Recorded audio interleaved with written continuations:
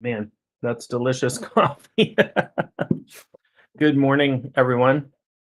Um, I decided I'm going to do a little bit of an impromptu, like this is an unplanned shamanic coffee hour. A couple reasons for that. One is that, well, I had a little bit of free time this morning. Normally I do this in my office, but I'm in what is our dining room slash art studio. You can see some paintings around that we've been working on. Um, uh, got an elephant painting going on over here. Hard to see, but anywho, uh, so I wanted to talk. So part of the reason I had a little bit of free time, and so I decided to come on here. It's a beautiful morning here. We had just a great weekend, and part of it is in response to a couple of comments on some videos that I've had recently, and I feel like I want to address them a little bit. Not that I'm necessarily going to change anybody's mind about anything, and that's okay. But I feel like I maybe need to clarify my perspective a little bit and give people some. All I can do is present my perspective. That's all I have, and talk about my view of things, and hopefully give people some things to think about. But I did some time ago. I did a video on YouTube, not a live like this, but and good morning, everybody. Um, but I did a video on cursing and whether or not shamans curse. And the short answer to that is yes. In some cultures, cursing is a huge part of what shamans do. They sometimes get into wars with competing shamans and all that sort of stuff. And I don't want to negate or put down parts of other people's culture, but that whole magical warfare thing just seems like a really poor idea to me. It seems like, first of all, if I get into a fight with somebody in a parking lot and we start exchanging blows, like who comes out the winner there, really, right? Um, we're going to get hurt. Maybe the cops will get called. Who knows, right? There are no winners in those kinds of situations. And that's part of the main point that I wanted to pull out. Um, so a couple of people commented because I was basically saying I don't think cursing being baneful magic. Um, and I do think what I would categorize the work that shamans do as magic work. They are spiritual practitioners who are trying to cause changes in reality. And so that is, one definition of magic. So while we don't often use that term in conjunction with people who are doing shamanism, I do. I use that term quite a lot. This is coming from somebody I've studied folk magic of different varieties. I've studied Western ceremonial magic to some extent, as well as sort of my life's path of shamanism. So I did, have some ideas about what magic is and isn't, and I'll talk about that. I'll talk about that this morning. If you're just joining me, thank you for joining. Nice to see you. I'm having a little coffee. Pete's coffee this morning, medium roast. I don't know which specific because they have more than one medium roast, but um so anyway, I did this thing and I was basically saying I don't think a lot of baneful magic I don't think is great. First of all, you know, you're you're in warfare with somebody, which feels like really out of sync with the universe, creates bad karma for you, can create bad karma for you. Now, again, I don't want to put a blanket sort of, um, it's hard for me not to, but I don't want to put too much of a blanket over this. So I'll talk about cursing first. So everybody kind of knows what a curse is. And there's lots of different kinds of curses. Good morning.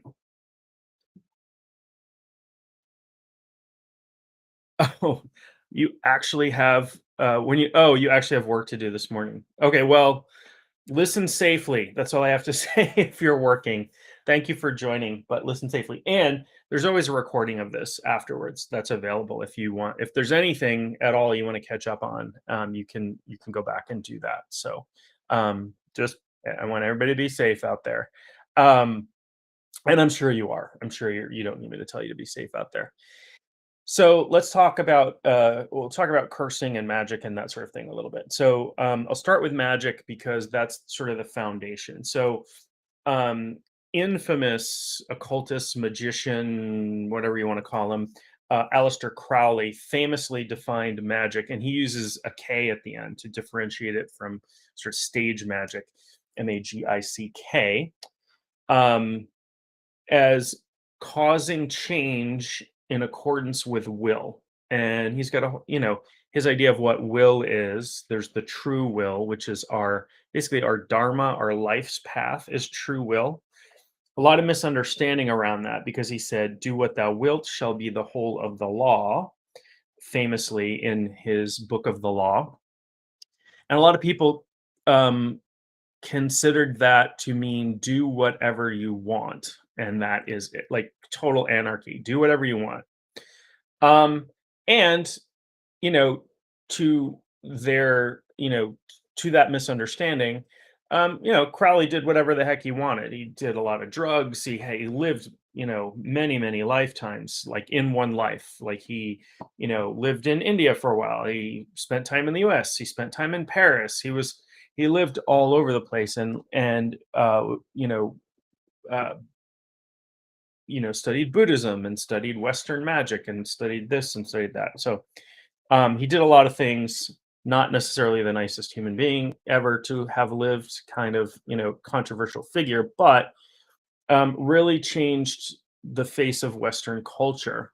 And was one of these, one of the earliest people to figure out that, or to sort of live out the idea of there's no such thing as bad press.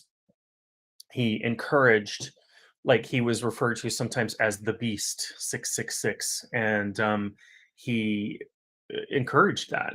He encouraged bad press because it knew it made him more and more infamous. So a lot of the stuff about him is a lot of the stories about him are true, um and then sort of also made larger than life without being discouraged by him at all.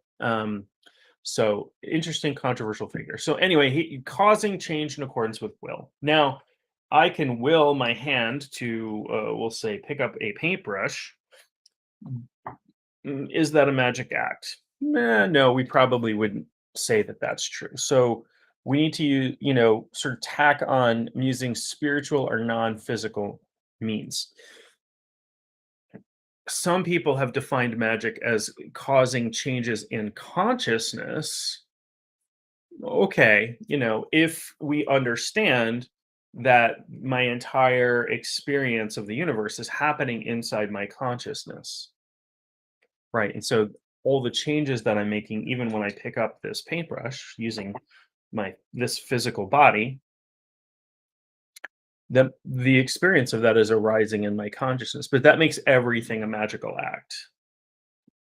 It's sort of hard to differentiate. But we know inherently kind of what magic is, magical acts. And there's a lot of stuff trying to use non-physical or spiritual means to create change in reality includes things like blowing out candles on a birthday cake, making a wish and throwing a coin in a well, wishing on a star. Uh, people will sometimes get angry when I say this, but in my opinion, that includes prayer, includes a lot of things that are considered sort of mainstream religion, right?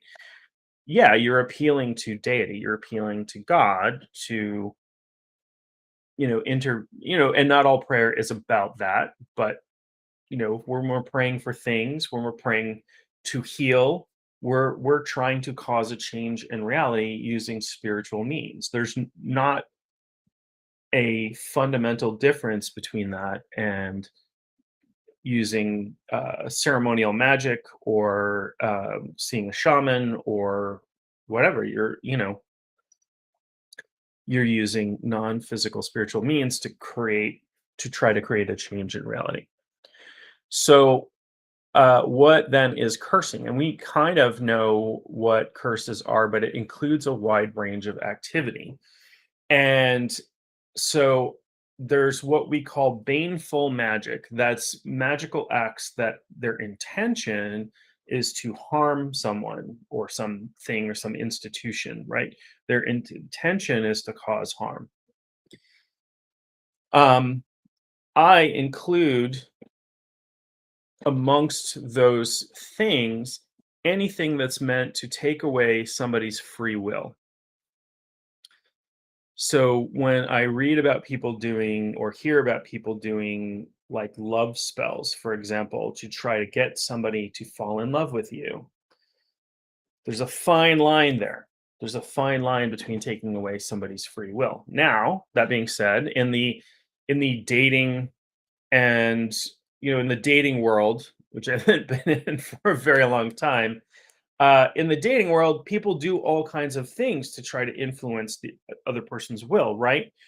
We dress up in nicer clothes than we normally wear. We put on cologne or perfume. We, do all, get our hair done, get our, whatever it is, do all of these things to present ourselves in the best possible light to influence that other person.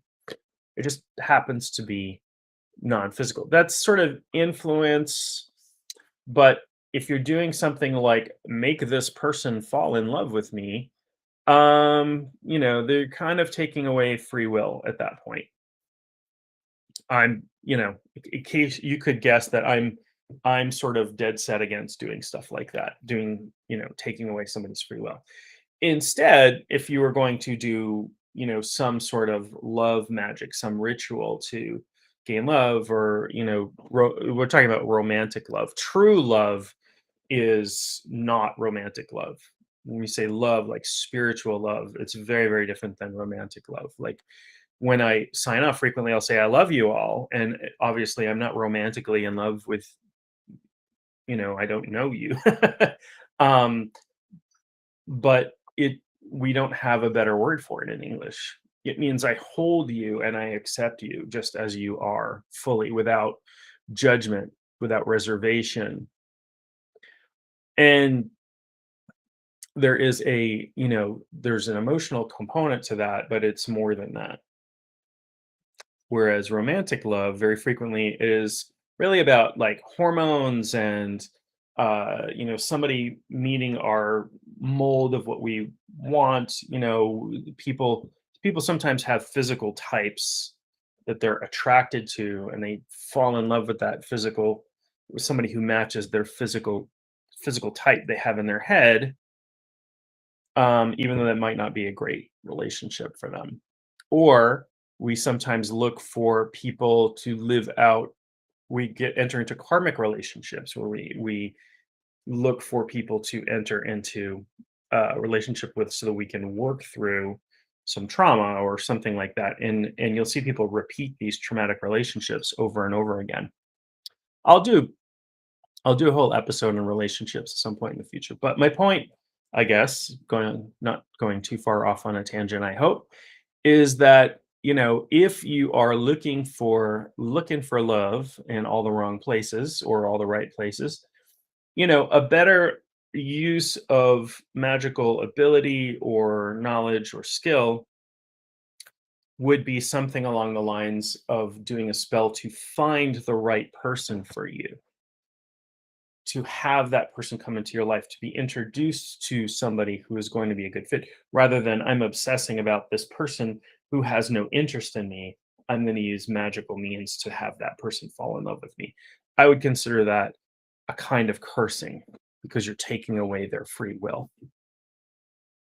You're at least seeking to take away their free will. And that's, in my opinion, that's baneful to some extent.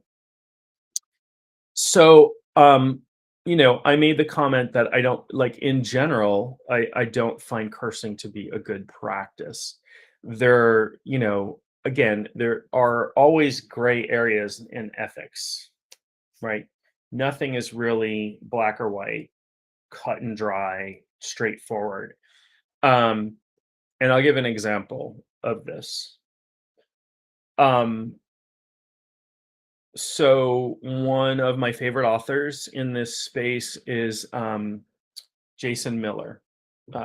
He considers himself a sorcerer, has written a bunch of books, has a bunch of courses. I've taken some of his courses. I think I've read all of his books. Maybe save one that might not be in print any longer. But I've read a bunch of his books, done a bunch of his courses. I follow his teachings, not like as a not like as a dedicated. I don't think he has dedicated students anyway, but I follow him because I like what he writes about. I don't practice necessarily what he practices, but I have yet to disagree with anything that I've seen him write. So there's an alignment there. So um, he he talks about this story in which there was a woman that he knew, and she was being actively stalked, like in a violent way, by somebody.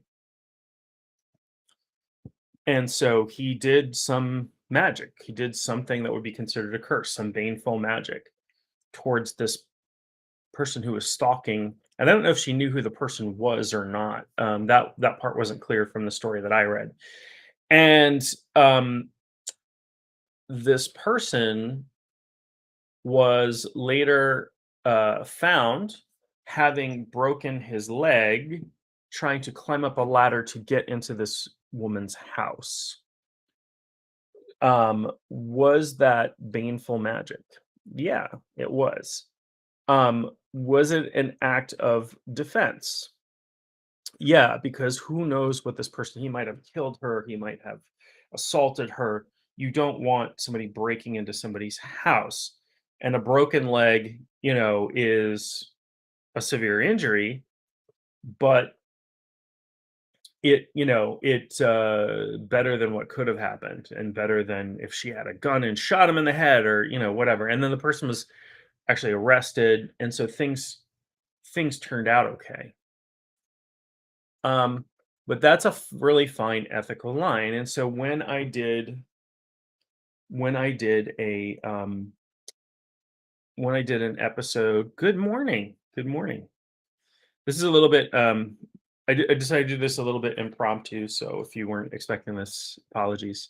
That didn't kind of show up in the scheduled talks. Um, but when I did a video about cursing and sort of stated my opinion that I don't think it's great to get into magical battles. I don't think it's baneful magic develops bad karma. I think it's generally speaking a bad idea. Generally speaking. Are there exceptions? Sure. I taught martial arts for more than 20 years, and I am a non-violent person. I abhor actual violence. However, I had students from all walks of life. So I had students who were in like high school in inner city, and people were bringing knives to school and threatening to stab them. I had a student who was a correctional officer who had gotten hurt numerous times, trying to stop a violent act or just being randomly attacked or whatever. um, so I would teach them defense, but I would teach them, how to use the least amount of force possible, right? And never as revenge and never as offensive stuff, right? Um, so then when I did this video, I don't know, some time ago, I did this video on cursing and talking about what it was and whatever. I've had a couple of comments come in, and I haven't really responded to them because I needed to think about kind of a sensitive way. And I probably won't respond to these comments because these people are they've clearly got their minds made up. And so, and what I said before didn't did not appear to make any sort of impact other than they wanted to counteract what I said. And nobody has to listen to anything I say. I'm not trying to be anybody's guru. But basically the gist came down to, one person said, when I see my ex living their best life after breaking up with me and ruining my life, you better believe I'm gonna be cursing them and yada yada yada. And then somebody else posted about trying to bring balance to the universe. And okay, so first of all, my first thing to address is if you're cursing for revenge, that's not defensive, A. B, you are still locked into that negativity. You are cursing this person, you are also cursing yourself. Underneath it all, we're all one being anyway. But holding on, like, I see this person living there, how dare they live their best life? You are still attached to that person. You are tied in bond emotionally to that person, and the better they do, the worse you do. That is not a tenable situation, and cursing that person is not going to solve that problem for you. What solves that problem for you is moving through the trauma in some way, therapeutically, getting healing done, doing your own shadow work. That's what moves you into a good space, not harming this other person. That does not move you into that good space. And so when I read stuff like that, I can hear the trauma and the anger and the grief and all of this stuff. Um, I get that, but cursing that person, making their life a misery is not going to solve that for you or make you feel better. It might temporarily make you feel better, but you are still very much attached to that person.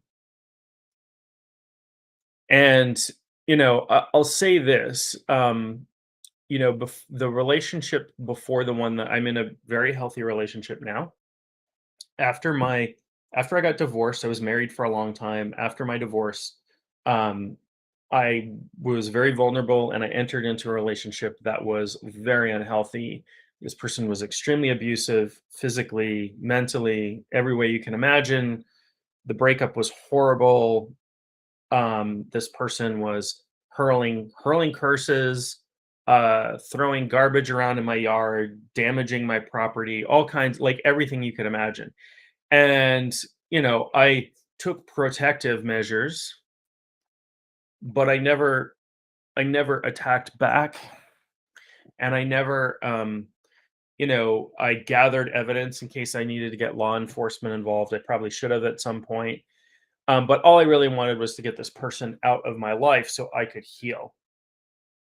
And so this person has circled my gravitational field, I guess, a few times, trying to cause harm, to me.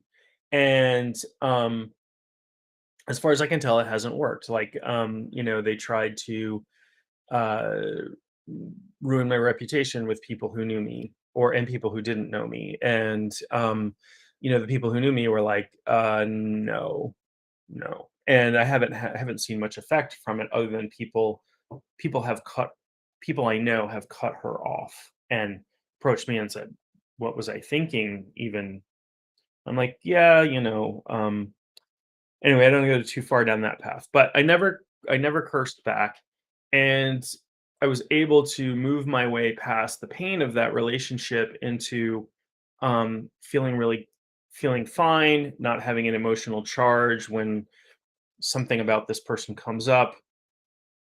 They're off living their life. Whatever they're doing, karma is taking care of it. The universe is taking care of it. I don't have to. It's not my job. It's not my job to bring it is my job to bring balance in how I show up in the world. It's not my job to balance everybody's karma. when we start getting into that thinking of it's my job to punish that person, it's my job to reward that person, we're really being very haughty. We're really saying that my judgment overrules the universe, my judgment overrules spirit. And um, as much as possible, I try to let I try to surrender and let spirit do its thing. And when I do, things take care of themselves. I don't have to worry about that. So that's kind of what I want to say. So if you cut your cords from someone, but they actively hate you and want the worst for you, how do you find your peace of mind? Um, yeah, so this person I would say actively hates me. um, yeah, and you continuously cut cords, and not just spiritual cords, but physical, metaphorical, physical cords. Don't have anything to do with that person anymore. Cut them out of your life if they're constantly bringing hate and negativity to you in whatever way that makes sense for you. I don't talk to this person anymore. I hear things, people like, oh, she said this about you. She claimed I was doing something at one point. And I was like, what? What? I haven't had any contact with her in like 2 years. Like, what the hell? Um, so yeah, people can hurl. So this is where sort of defensive measures come into play. So this person, like immediately after the breakup, all kinds of weird stuff started happening around, not just to me, but around me, to my, on my property, to my children, to my girlfriend. Like, three people in my household had their bracelets break off, like at the same time, like fall off a bracelet that I had given them or something. Um, so in doing some work, and I wanted to verify because I was really close to the situation, I contacted two practitioners, not even shamanic practitioners, two hoodoo practitioners, because these people deal with cursing as a job, and um they both confirmed what was going on, and there was curse energy being hurled. And one of them even said, the way that this curse was delivered was this person threw something into your yard, and this was after this person had thrown garbage into my, like, a bag of trash into my yard. So there were lots of things that I didn't tell these people. They're like, oh yes, this is absolutely going on. And so took protective measures. I took measures to protect my home. I took measures to protect the people I love. I took measures to protect myself, and the problems abated. Right? You don't have to take in the hate, but continue to cut the cords. Right? Continue every time. Here's an idea. And this is something that somebody gave me that I actually misinterpreted what she was telling me, but then I started doing it in the way that I had misinterpreted, and it worked for me. So it was serendipity. It was the way that I discovered this. This person that is negative or hate you and want the worst for you, or even just somebody that you don't want to be part of your life. Every time they come to mind, every single time they come to mind, imagine cutting cords, right? Because there's cords that you've missed, or there's cords that are getting reattached if that's occurring. So every time they come to mind, cut the cord and imagine sending their energy back to them. What's yours is yours, what's mine is mine. There's the spell. What's yours is yours, what's mine is mine. Keep your energy, keep your hate. That's yours. That's not for me to take on. But yeah. So yeah, there are people out there. There is a person out there who actively hates and wants the worst for me. Um, I don't have to. You can take lots of defensive measures and protect yourself from that energy. So depending upon if they are some kind of practitioner, meaning they have the skills, the ability to curse, the knowledge to curse, and they're actively hurling things at you. Um, You talk about unraveling curses a little bit. There's different ways, lots of different ways to do it. As many ways as there are of cursing, there are ways of unraveling cursing. Um, but there are rituals to unravel curses. So a useful, I'll teach you a short one. You have to go into a little bit of a meditative state. Hi, good morning. Hello to you. Um, you have to go into a little bit of an altered state, and you can, develop some sensitivity for this. But when so you want to get some old like dead twigs or whatever. This is a pencil. I'm not going to break it, but you have some twigs, and you want to move this around. So you bring that person to mind who may be cursing you, or is at least corded to you, sending curse energy your way, and you move the twig. You imagine the twig is connecting to the different chords, and a grand rising to you as well. Um,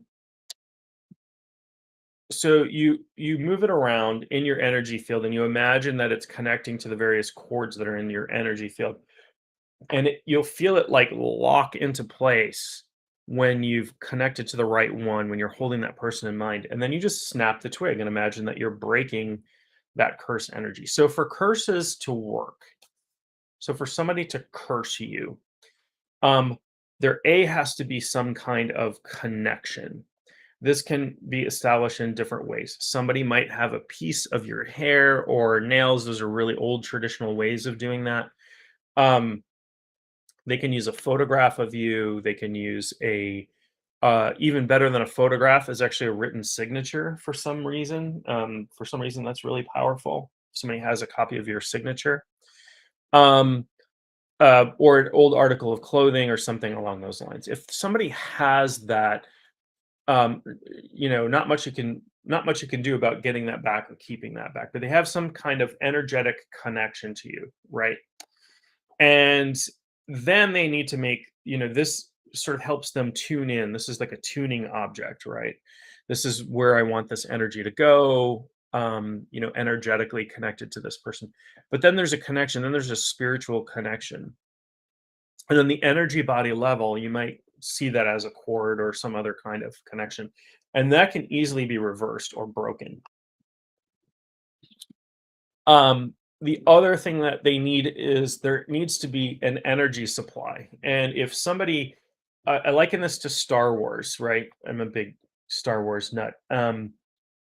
The Emperor in Star Wars, like he begins out, in the first episodes, he's fine, but as he gets darker and darker and starts using dark side magic more and more, the shield, like he starts aging and getting old, and sort of, his ability to hide who he is drops. So this is what happens if you're using your own energy to curse somebody. It will draw your life force out, especially if the curse is like an ongoing connection kind of thing. So curse requires energy of some sort. Now, people are very skilled at this will not use their own energy. They'll use, something else, planetary energy, or they'll summon some spirit entity and send it after you, or, whatever. So, those are the two components. You need energy. Intention is really important in any kind of magical working. And you need, obviously you have a target. And so you have to have a connection to the target. Sometimes people use physical things. And sometimes people just use their mind to, you have to be pretty, I would say, pretty adept um, to target somebody that way. But there's certainly people who can do it, and certainly people who do that. So what do you do about that? What do you do? So again, cutting cords, breaking the connection.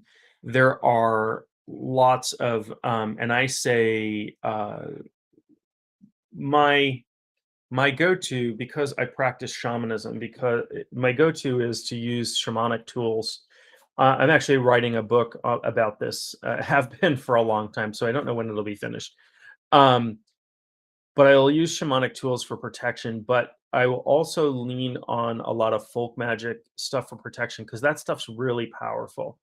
That stuff works like nobody's business, like putting a ring of black salt around your house, or um, I don't have any here, but there's this chalky stuff that's used a lot in like Santeria, which is called cascaria, which is it's powdered eggshell that's compressed, and it looks like a little. It's in like a little paper cup, but you can use it like chalk to draw a line or draw lines around things that are protective, that are barriers. Now you always have to do this with intent.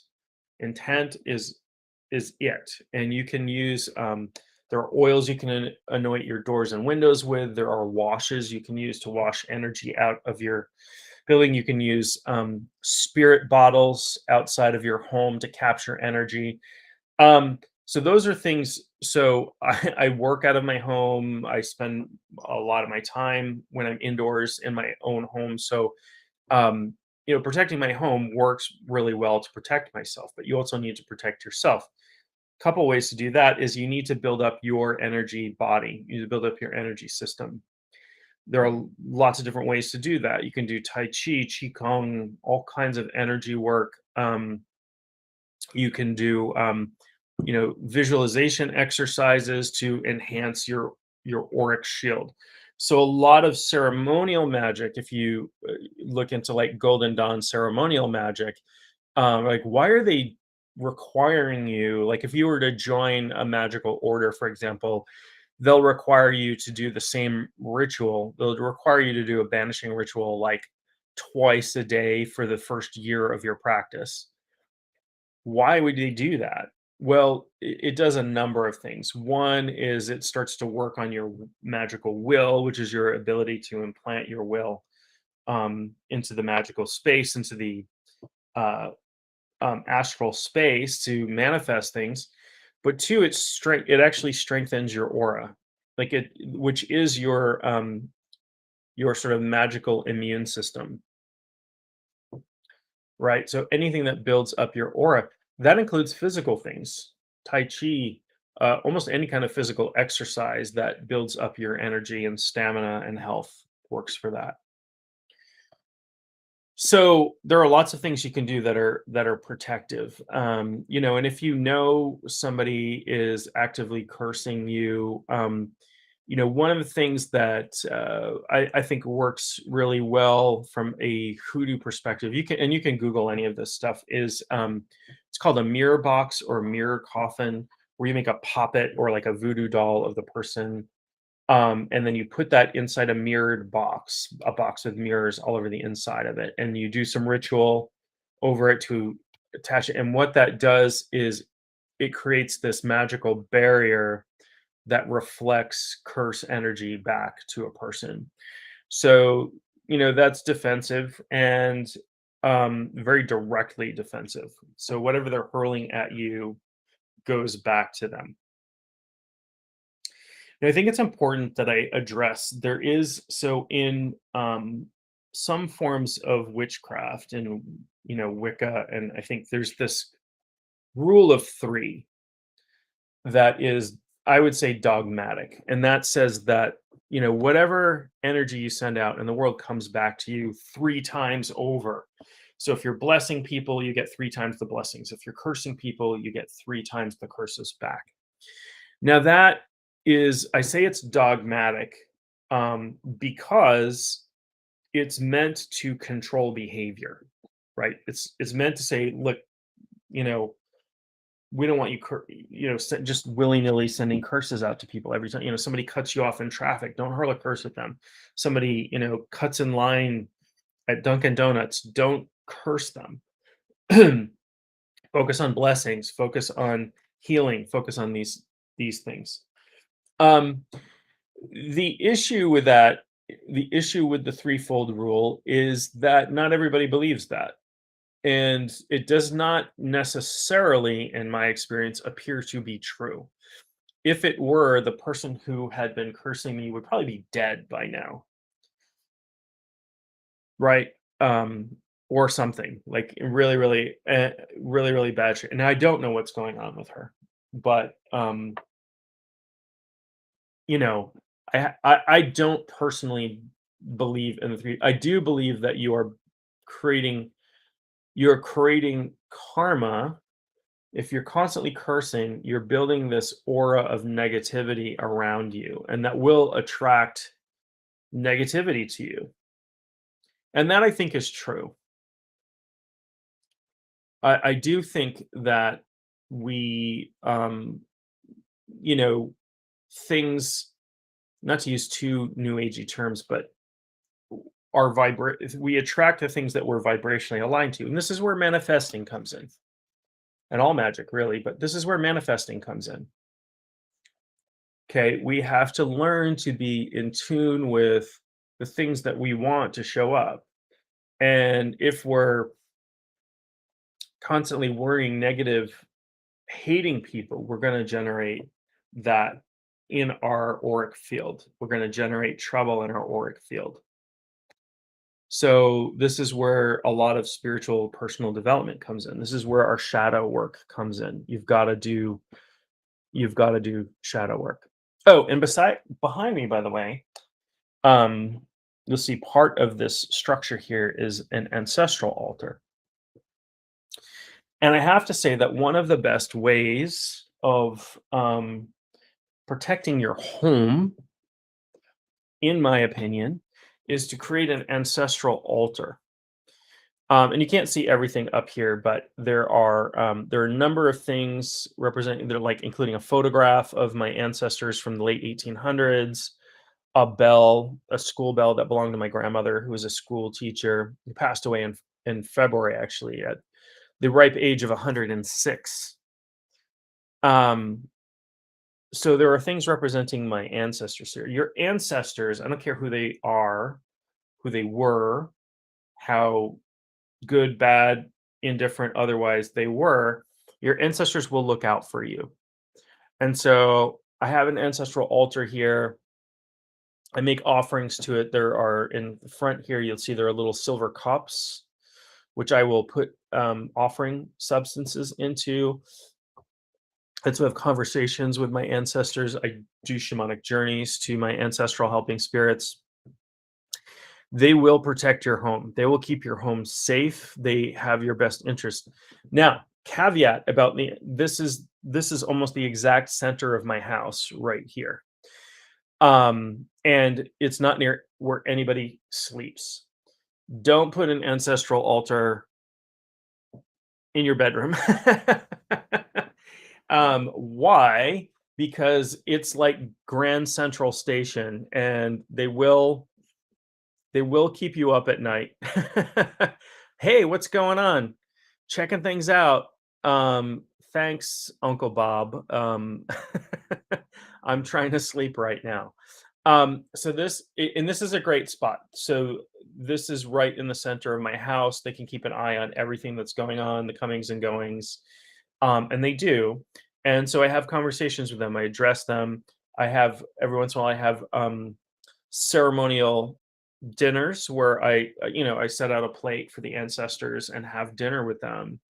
And that's a really old ancient tradition in a number of cultures. Um, Something my ancestors did. So honoring them in that way is, and you can do whatever it is that your ancestry, in different cultures, they will honor the ancestors in different ways. So do what's appropriate to your culture. Ancestor worship in a lot of Asian cultures is prevalent, where there are offerings and there are, altars and all kinds of stuff. And so if that's your background, or if you have a different background, find out what your ancestors did and do that, and you can become more in alignment with them. But they'll be very, very protective. Let's talk about manifesting for a little bit. I talked a lot about cursing in the beginning, only because that's sort of the comments I've been getting about cursing, where people feel really justified in cursing other people.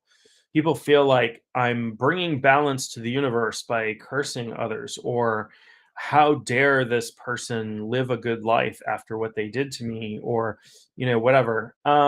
I have a lot to say about that, but I won't at this point. I think you're unhealed if that is the position you're taking. And you're not going to become healed by cursing others. In fact, you may become worse. Things may become worse for you. You're not going to get the emotional relief that you're looking for. You might get, oh, I did this curse and I saw that his house burned down. Maybe that gives you some sense of satisfaction. I mean, it wouldn't for me, but maybe that gives you some small sense of satisfaction, but you're still unhealed. And if you're taking pleasure in something like that, even people who have hatred for me, I don't wish poorly upon them. I recognize that they're sick. I recognize that there's something deeply wrong with them. Um, and there are hopefully not too many people actually hate me. I know of one, but but you have to recognize that there's something deeply psychologically and spiritually wrong. And so, I have empathy for that. I have sympathy for that and empathy for that. And while I'm going to protect myself as best I can, I'm not going to wish harm on them. If somebody were physically attacking a family member of mine or something, would I do whatever I had to do to stop them? Absolutely. But I would do, and I always would tell people this when I was teaching self-defense, you have to do the bare minimum that's required. You have to use the least amount of force that you can to make yourself safe, you know. Um, and then don't go farther than that. You don't seek revenge. Revenge is not justifiable in that case. You may have a different take, and that's okay. So let's get off of cursing for a minute. I've talked cursing a bit, and now I want to let's talk about manifesting. I guess cursing is a form of manifesting. We're trying to manifest negative things. So really, all magic is about manifestation. And we think of manifestation as bringing physical, and that is bringing physical things into reality. But there are all kinds of changes that can occur with manifestation. And people became really familiar with the law of attraction after the movie The Secret came out. I forget when that was, early 2000s maybe. um yeah, probably early 2000s. So people became familiar with kind of law of attraction stuff. And became really big because, wow, yeah, if I can just think something into being, then that would be perfect. But I think, I've seen, because I follow all kinds of spiritual teachings and I get ads about spiritual stuff and courses and all kinds of stuff all the time. Um, the biggest thing I've seen regarding law of attraction over the past, I don't know, 10 years or so is people selling this is the missing piece to the law of attraction. This is why the law of attraction isn't working for you, which tells me that if there are dozens of people that selling this is the secret, this is the real secret, this is the secret to the secret, this is what's missing from your manifestation, that the secret probably is not working for everybody. And the other part of that is, if it were that simple, if sitting around on your couch and wishing really hard were that simple, um everybody would have won the lottery by now, right? So let me talk about one model of how I think manifesting, how I think magic generally works, and why if you've tried it, you probably haven't won the lottery by now. So magic and manifestation, hand in hand, right? We're talking about spiritually affecting the universe with will. Um, there's two components to this. When we are affecting reality with our will, what we're actually doing is affecting probabilities. And I tell people this when I explain about divine things that I'm divining the future, right? I'm going to read tarot cards or I'm going to do whatever. Um, and I'm like, this is the future. Is that set in stone? Is the future set in stone when I read tarot cards? I don't read tarot cards, but when somebody reads tarot cards or I do divination for somebody, whatever. And my answer to that is no. What I'm reading is a set of probabilities. And what are the most likely probabilities given the given things moving on their current trajectory, given things moving in the exact direction that they're moving in. So I'll give you an example.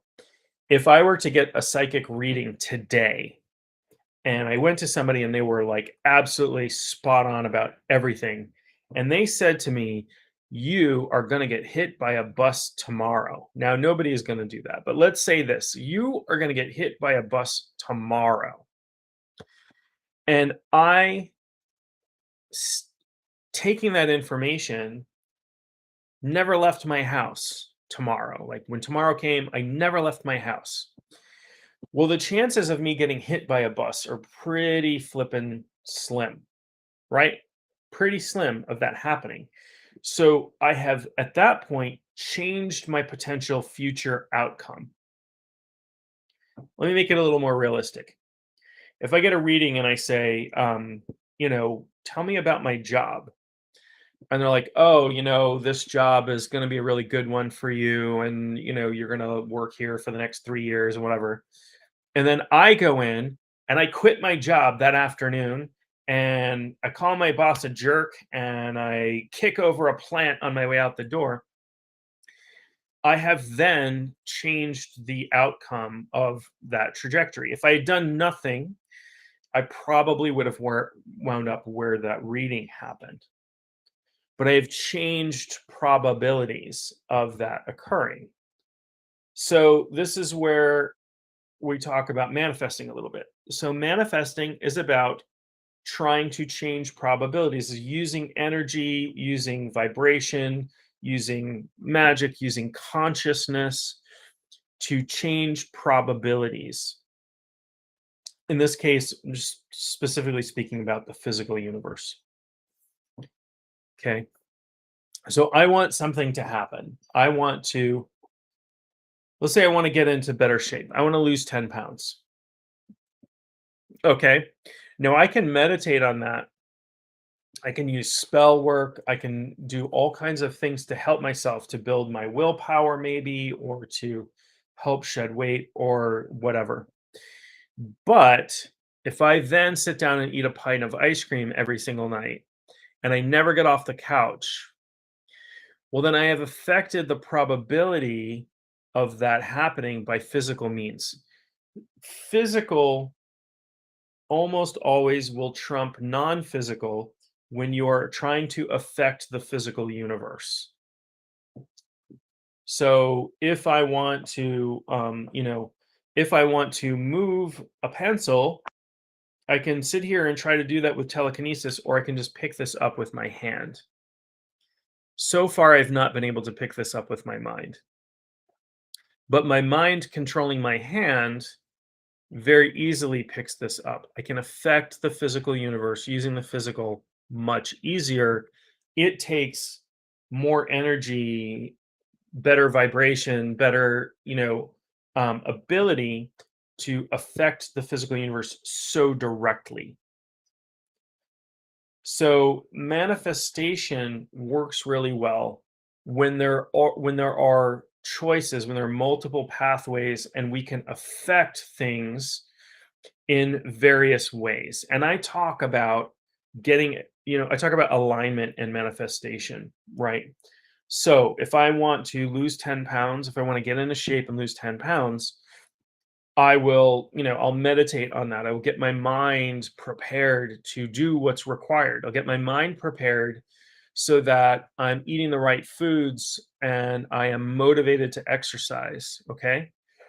I may do some spiritual work. I might create a health altar or trying to think of which deity to pray to for better health, but anybody, right?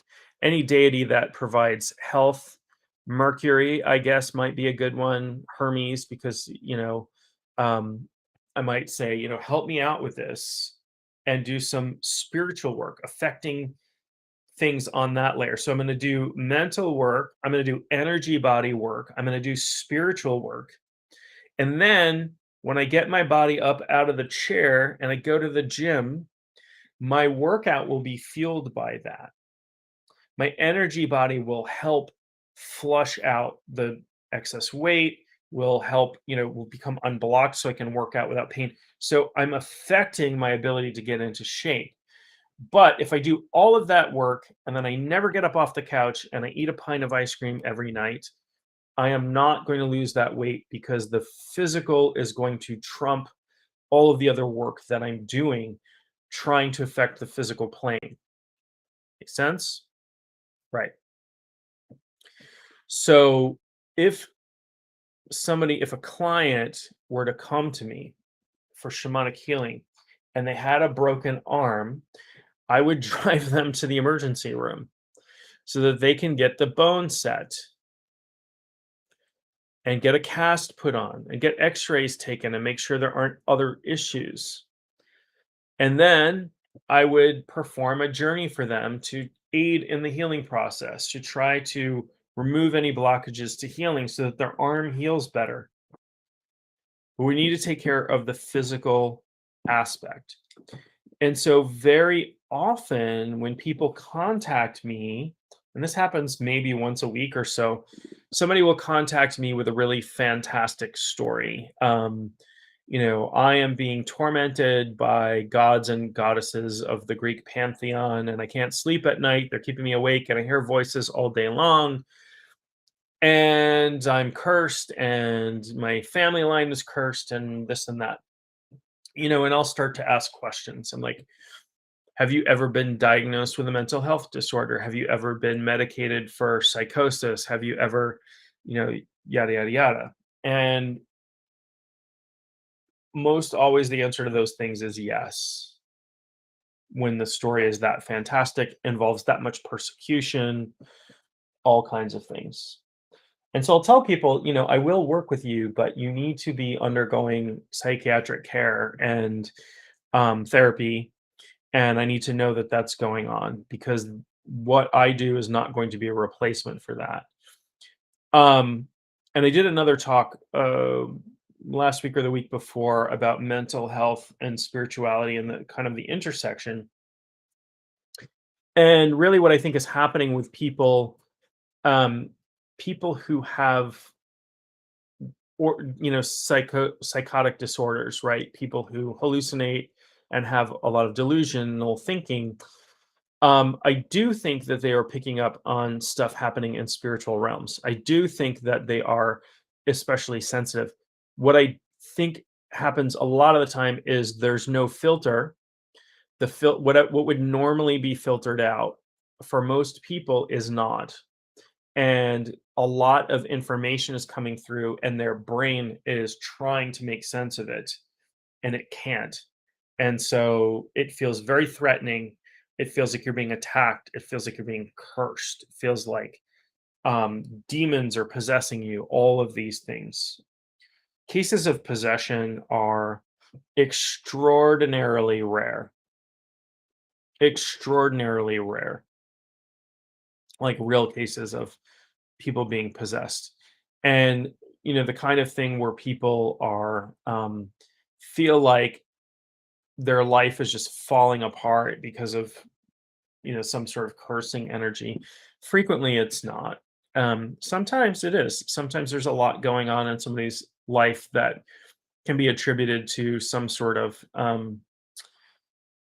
infraction. And so there are, obviously there are the curses that people hurl at you. There are other things that can happen. I'll do another talk because I've been talking for a while here. Um, talking for about an hour. So there are other things that can befall you spiritually that bear thinking about and protecting yourself from. there are places that are cursed, what we would call cursed, but they're, heavy spiritual activity that's unhealthy for humans to walk through spiritually that can affect you. And I had a run in one time. I was with my family and in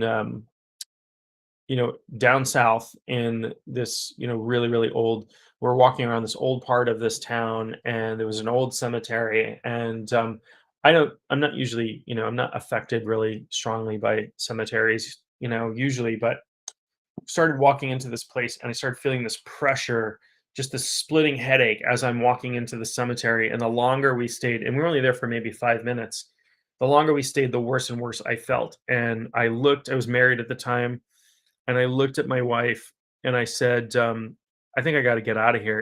And she just had this, like, she was pale and my kids were freaking out. And so the whole family was affected by this thing.